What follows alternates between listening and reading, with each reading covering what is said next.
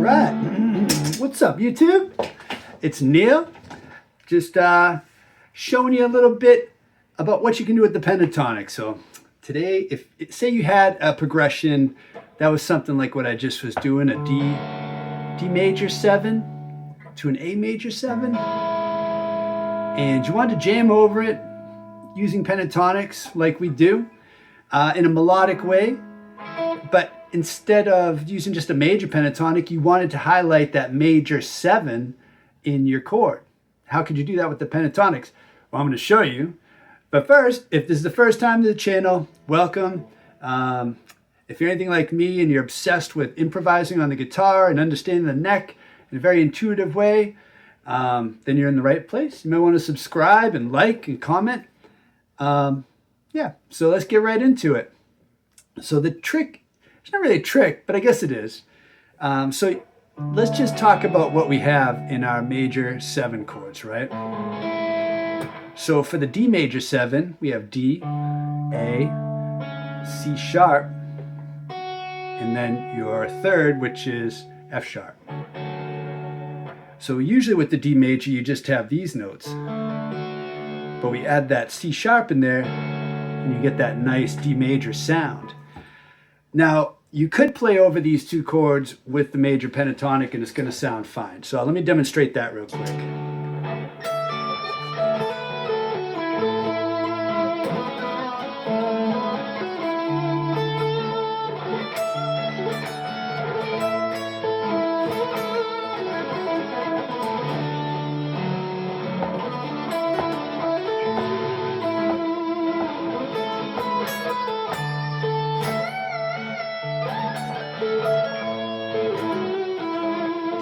You know, it sounds fine.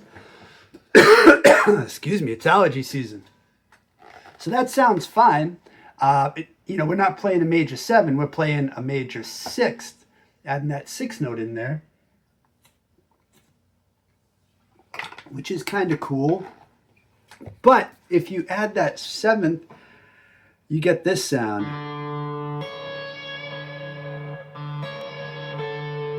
It's kind of a cool sound.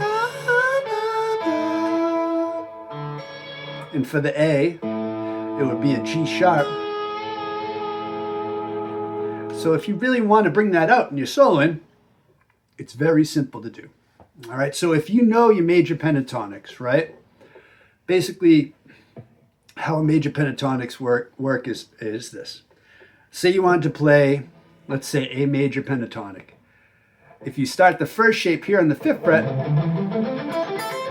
you will know that it's A minor, but if you shift the whole thing down, so you're playing the first shape of the pentatonic, that boxy one that we all know, and your pinky is on the A.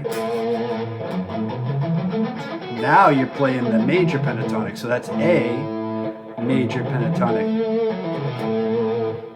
All right, so that's the idea. Now what we're going to do over the D, in order to bring out that 7, is play a major pentatonic. It's as easy as that. So whatever the major chord is, you play the major pentatonic over the 5th of it, right? So D, if you have a way to remember the 3 notes, D, F sharp, and A, I have a very strange, what do they call it? I don't know, when you make up a sentence to remember it, dog food anonymous, like a bunch of people that can't help but eat dog food and they go to Dog Food Anonymous to kind of try to get past that. I don't know. You don't want to know what the rest of the acronyms are that I came up with. But I digress. A, right? So that's how you go, okay.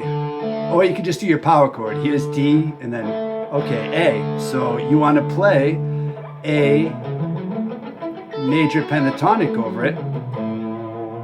And what you're going to be doing is you're going to have that'll be like the 5th of D, the 6th of D. There's your major 7, right? There's your C sharp. And you skip the root, and you play the 9th, major 3rd, and you're back to the 5th. So really, you're playing the 9, the 3rd, the 5th, the 6th, and the major 7. So it's like the root in the 5th, and then the 7th, and the 13th and the 9th. So, and that's another cool thing is you never will hit the D, the root. So all your phrases will be kind of open-ended and airy sounding and very cool. And it kind of makes your 5th now your kind of resting spot, right? Like when I play it over here.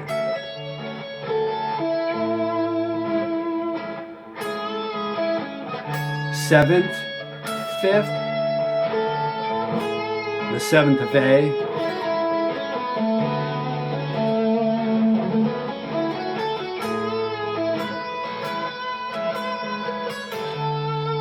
So there's the 5th of D. So you know, like you end up resting on that 5, where normally your root would be like the target note, like where you kind of keep getting drawn to. So that's interesting. So yeah, I'm playing over D7, D major 7, and then I'm playing over A major 7. So, quiz time. If I'm playing over A major 7, what major pentatonic do I need to play in order to do this sort of thing where you're superimposing a pentatonic over another chord to get the effect of playing a major 7? So, A major 7. Which major pentatonic would you play? I'll give you a second. Just yell it out. Wait, did I hear it? No. What do you think? If you said E major pentatonic, you're right. Right? Because you can just play the power chord. So you have A and then E. That's your major pentatonic. So if you're playing here, you could play the 4th shape. There's your major. And so you can see that. So usually you play the 2nd shape, right? For A. There's your root, 2nd, 3rd, 5th, 6th. Root, 2nd, 3rd, 5th, 6th. But in this case, we're playing the 4th shape. So that's the 7th right there. G sharp. So you have the 9th, the 3rd, the 5th, the 6th, the 7th, right? So it's pretty cool, man. You can do this with a lot of the pentatonics. This is just how you can do it over major pentatonic to get that major sound. Yeah, pretty neat. Let me see. I'll show you a place to play it. So that's where you'd play, like if you were playing this major chord and this major chord, major 7, do you know? So for the D, you'd play an A major, right? So that was the 2nd shape here, starting at the 5th. And for the A, you play E, so that's the 4th shape. All right, so now you can try it out. So just have those 2 shapes in mind, and I'll jam on it here, and you can hear what it sounds like.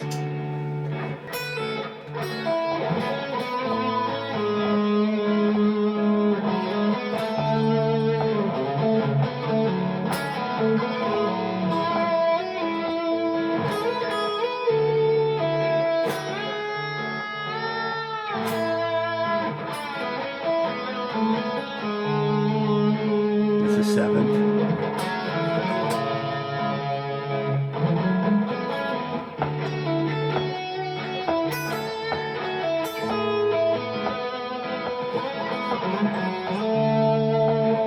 Let me try to do some octaves. All right, you talked me into it. Let's see if I can do this. I'm always practicing my octaves to...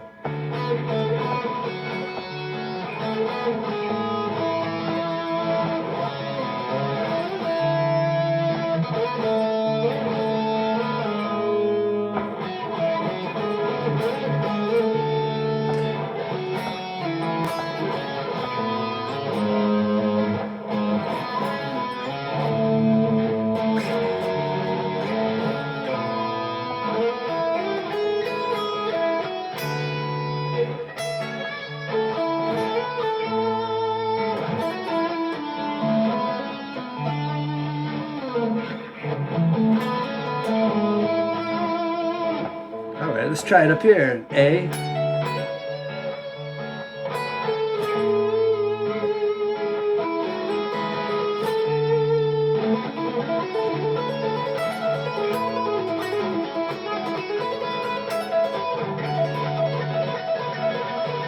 Jimmy Page.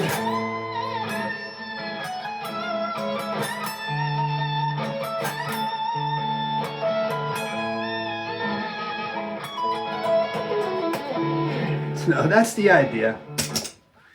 If you like this sort of thing, you know, drop a comment in the chat, and I'd love to hear from you guys. And let me know if there's anything else I could show you. I thought this was pretty cool.